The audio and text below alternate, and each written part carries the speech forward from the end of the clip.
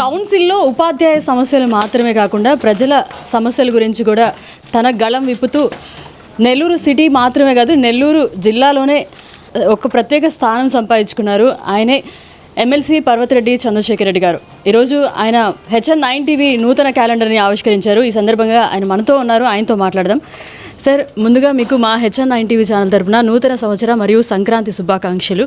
2025 achievements ఏం జరిగినాయి sir, and 2026 resolutions ఏం పెట్టుకున్నారు సార్?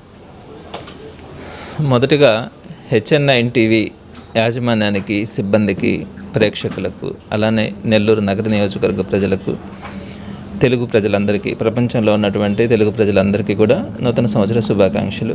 2026 సంవత్సరం అందరికీ మంచి జరగాలని, 2025లో ఏదైనా కష్టాలు కానీ బాధలు కానీ అన్నీ ఉన్నా కూడా అవన్నీ తొలగిపోయి మంచి రోజులు రావాలని మనస్ఫూర్తిగా ఆకాంక్షిస్తూ ఉన్నాను. అలానే మొదటి రోజు నుంచి కూడా ప్రజలకు ఇచ్చినటువంటి హామీలు కానీ, అలానే ప్రజలు పడుతున్నటువంటి బాధలను కానీ ఎప్పటికప్పుడు అధికార పార్టీని నిలదీస్తూ వారి దృష్టికి తీసుకెళ్ళి ప్రజలకు కావాల్సినటువంటి వాళ్ళకి సంబంధించినటువంటి అవసరాలన్నింటినీ కూడా తీర్చడంలో వైఎస్ఆర్సీపీ రాబోయే రోజుల్లో కూడా 2026 కానీ అలానే ఎలక్షన్స్ వచ్చే వరకు కూడా ఇదే విధంగా పోరాటం కూడా చేయడం జరుగుతుంది. ఈ గడిచిన 1.5 సంవత్సరంలో అధికార పార్టీ నుంచి ప్రతిపక్ష పార్టీగా ఉన్న వైఎస్ఆర్సీపీకి అనేక ఇబ్బందులు, అనేక సమస్యలు రావడం కూడా జరిగింది. వాటన్నిటిని తట్టుకొని ఈరోజు కార్యకర్తలందరూ కూడా నిలబడి ఉన్నారు. ఇక 2026 సంవత్సరం నుంచి ఇప్పటికే ఉత్సాహంతో ఉన్నారు వైఎస్ఆర్సీపీ పార్టీ కార్యకర్తలు కానీ, నాయకులు కానీ.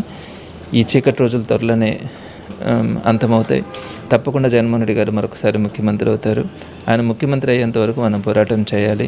2026 దానికి నాంది కావాలి అన్న ఆలోచనతో ప్రతి పార్టీ వైఎస్ఆర్సీపీ పార్టీ కార్యకర్తల నాయకులందరూ కూడా సిద్ధంగా ఉన్నారు. తప్పకుండా వారి ఆశలు, కోరికలు అన్ని నెరవేరేలాగా ఈ 2026 సంవత్సరంలో వారందరితో పాటు కలిసి నడవడం జరుగుతుంది.